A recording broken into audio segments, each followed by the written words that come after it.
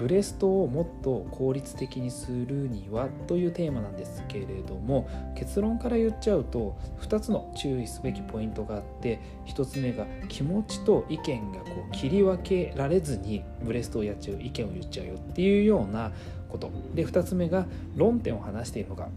意見を話しているのか、この2つが分からずぐちゃぐちゃになってブレストをしちゃっているというところです。でね、なんでそんなことを考え始めたのかというと、ごめんなさい、今年に入って一人で黙々と考えるよりチームで考えた方が前に進むよねって思って、毎週木曜日17時から18時ぐらいを中心にオンラインブレストっていうのを始めてるんです。でね、これはプロジェクト案件の打ち合わせとかじゃなくって自社案件、開発みたいなもんですよね。商品開発みたいな感じで、そういう内容に絞ってやってます。プロジェクト案件ってやっぱ期限が常に迫っていて、打ち合わせもガンガン重ねて空間を作っていくんですけれども、そうじゃないプロジェクトって自ら期限を決めない限りずるずるといつまで経っても前に進まないんですよね。これ僕がねちょっと弱いんで心が、だから、そこでね毎週木曜日って勝手に決めて、私がテーマとアジェンダ作って、そのテーマにふさわしい人とか一緒にやりたいなと思ってる人を中心にねディスカッションしながら、そこから参加者がね意見をちょんちょんと言っていただけると助かるなみたいな感じでやってるようなスタイルです。そこでね学んだのが、なかなか議論がねいろんな方に行ってしまって、いろんな方向に行ってしまって、決めたいことが決まらないと、そんなねフラストレーションがたまるブレストになっちゃったんですよ。で、私がこのアイディアをね考えをね詰め切れてないっていうのはすごい重々承知で分かってるんですが、やっぱり議論する意味や、ルールがちゃんとしてないことも事実あって、でそこ学んだんで共有しとこうかなと。で大きく分けてね2つのルールを意識しておかないといけないなと思っていて、まず1つ目が気持ちと意見っていうのが切り分けられていないことがあるんですよね。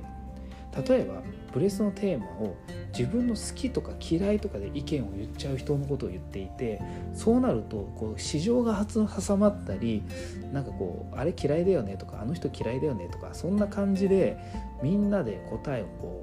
探しているのに、まとまりがね収集がつかなくなるんですよね。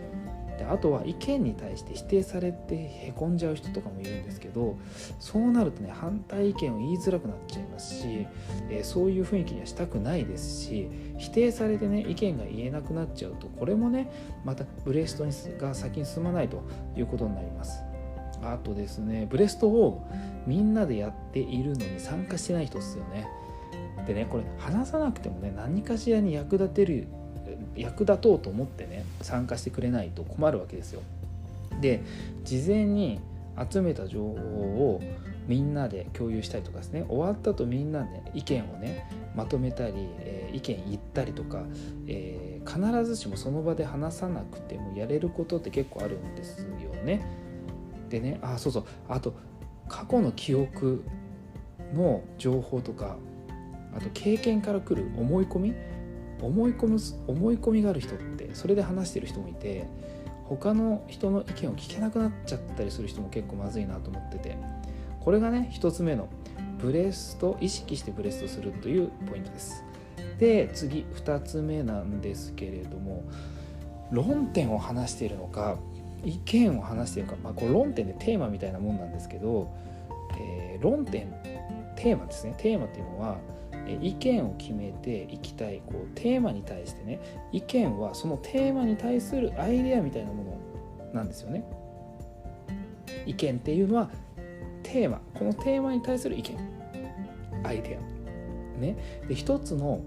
テーマで話している時に違うテーマを意見っぽく言っちゃうってあるんですよ。で私もね本当に私もやっちゃうことがあるんですけど、人のことは言えないんですけれども、一つのテーマで可能性があるのかないのか、そのルートに未来があるのかないのかみたいな。でその話をしている途中にですね、分かんない結論が出てない間に違うテーマに行っちゃうと、前のが気になってたり気になるんだけど忘れちゃったりとかするんですよ。何の話してたっけみたいな。でブレストって可能性を結構潰していく作業だと思っていて、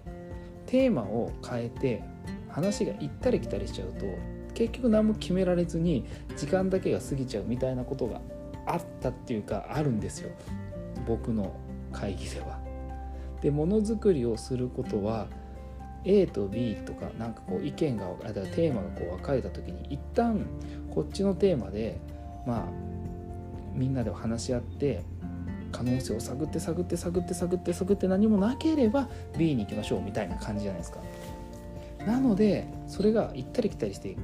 何もないねって、枝分かれして何もないねっていう前に行っちゃうとすごい困るよねっていうことですよね。なのでブレストのね4つのステップをね最後まとめてみました。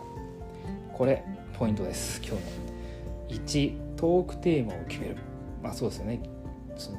議題を決めるみたいなものですよね。